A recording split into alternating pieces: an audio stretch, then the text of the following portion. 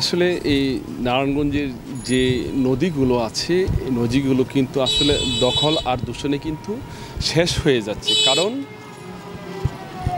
নারায়ণগঞ্জের বেশ কিছু শিল্প প্রতিষ্ঠান আছে যেগুলোর বর্জ্য সরাসরি কিন্তু নদীতে পড়ে যাচ্ছে, আর এই নদীর পানি কিন্তু গোলা হয়ে নষ্ট হয়ে যাচ্ছে। একসময় যে নদীর পানি মানুষ খেয়ে জীবন বাঁচাতো, বা এই নদীর যে জীববৈচিত্র্য আছে তারা কিন্তু এই নদীর পানির যে মাছ ছিল, মাছ খেয়ে কিন্তু তারা আসলে জীববৈচিত্র্য জীবন ধারণ করতো, কিন্তু তারাও আজকে এই নদী থেকে বিলীন হয়ে গেছে।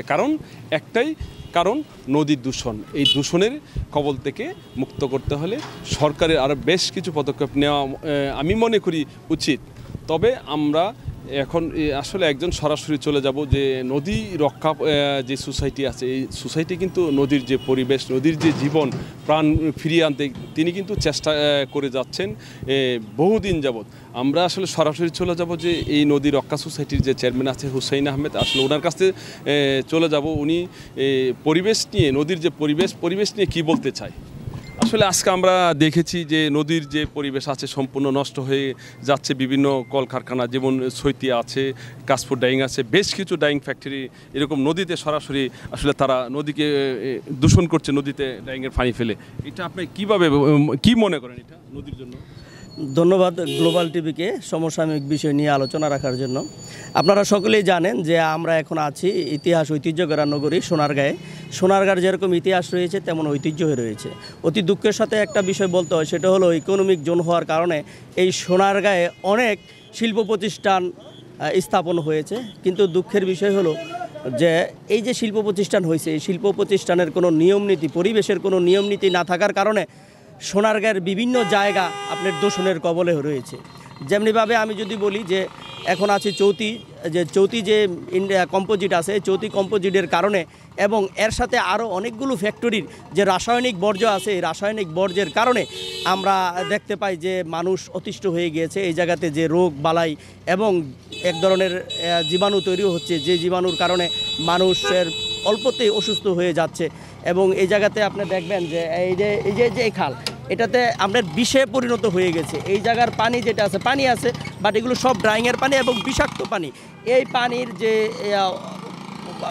আপনার দেখা গেছে এই বাষ্প প্রায় আমাদের গায়ে এসে লাগার কারণে দেখা গেছে চর্মরোগ, বিভিন্ন আপনার ফাঙ্গাসজনিত এবং চর্মরোগ মানুষ বিভিন্ন রোগে আক্রান্ত হচ্ছে। শুধু তাই নয়, যে আমাদের আশেপাশে যারা স্কুল কলেজ এবং শিক্ষা প্রতিষ্ঠান আছে, এই শিক্ষা প্রতিষ্ঠানের শিক্ষার্থী যারা আছে, শিক্ষা প্রতিষ্ঠানের শিক্ষার্থী পর্যন্ত এই যে দুর্গন্ধ, এই দুর্গন্ধের কারণে তাদের যে আপনার গ্যাস তৈরি হচ্ছে মিথেন গ্যাস, এই মিথেন গ্যাসের কারণে আমাদের বডির যে মেরিডিয়ান অর্গান আছে, হার্ট, লাংস, কিডনি, এই কিডনিগুলি পর্যন্ত কিছু হয়ে যাচ্ছে।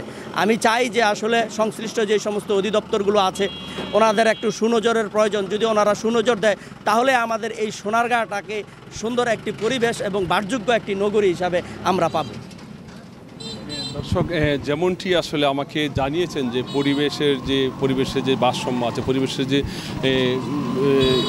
দূষণ আছে, যে কিন্তু দূষণ নিয়ে তিনি যেমনটি আমাকে জানিয়েছেন, আসলে এই সম্পূর্ণ কিন্তু আসলে সত্য ঘটনা। কারণ তারা যদি এই মেল ইন্ডাস্ট্রিগুলো যদি পরিবেশ দূষণ না করতো, আজ কিন্তু নদীর যে পরিবেশ ছিল, নদীর পরিবেশ এবং বৈষম্য সঠিকভাবে থাকতো। আর এখানকার যে সোনারগাঁয়ের যে চৈতি গার্মেন্টস আছে, চৈতি গার্মেন্টসের যে নিটিং আছে, এই নিটিংয়ের পানি কিন্তু সরাসরি তারা হালে ফেলে দিচ্ছে। হাল থেকে কিন্তু এই পানিটা সরাসরি চলে যাচ্ছে নদীতে। এই নদীতে যাওয়ার পরে কিন্তু নদীর যে পরিবেশ কিন্তু সোনারগাঁয়ে দূষণ হচ্ছে।